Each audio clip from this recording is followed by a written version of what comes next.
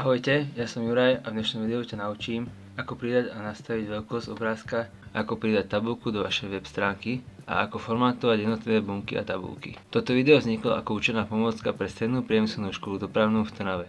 Ako prvé si vložíme obrázok z našej web stránky. Na vloženie obrázka používame tag Image. Tento tag nemá uzatvorený tag, pretože obsahuje iba jeden element. Attribute Search určuje cestu k obrázku. Ak je obrázok v rovnakom priečinku ako vaša HTML stránka, v našom prípade je to projekt 2. Stačí napísať jeho názov, napríklad obrázok JPG.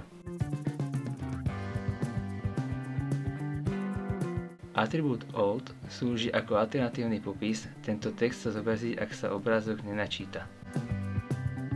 Skopírujte tento kód do vašej HTML stránky, pridajte súbor logo školy do rovnakého priečinka, potom si to skontrolujte v prehľadači. Obrázky môžeme upraviť tak, aby mali správnu veľkosť. Použijeme na to atribúty Width a Height. Nastavíme si šírku obrázka na 300 a výšku na 200. Veľkosti zadávame v pixeloch. Ak zadáte len jednu hodnotu, druhá sa prispôsobí proporciám obrázku.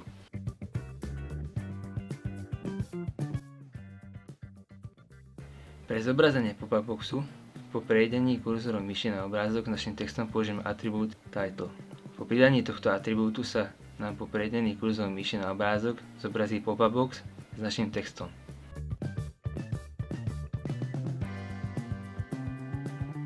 Na vytvorenie tabuľky používame tag Table. Tento tag definuje začiatok a koniec tabuľky. Každý riadok tabuľky vytvárame pomocou tagu tr a bunky tabuľky pomocou tagu td. Tu je príklad jednoduchej tabuľky s dvoma riadkami a dvoma stĺpcami.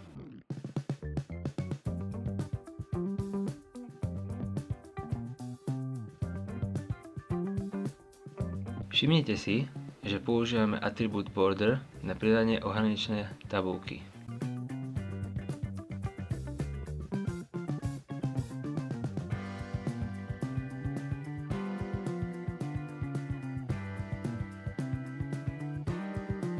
Ak chceme definovať hlavičkové bunky tabuľky, použijeme tag th namiesto td. Hlavičkové bunky sa zvyčajne zobrazujú tučne a pomáhajú lepšie pochopiť obsah tabuľky. Niekedy chceme spájať viac buniek. Na to použijeme atribút CallSpan alebo RowSpan. Atribút CallSpan spája stĺpce, zatiaľ čo RowSpan spája riadky.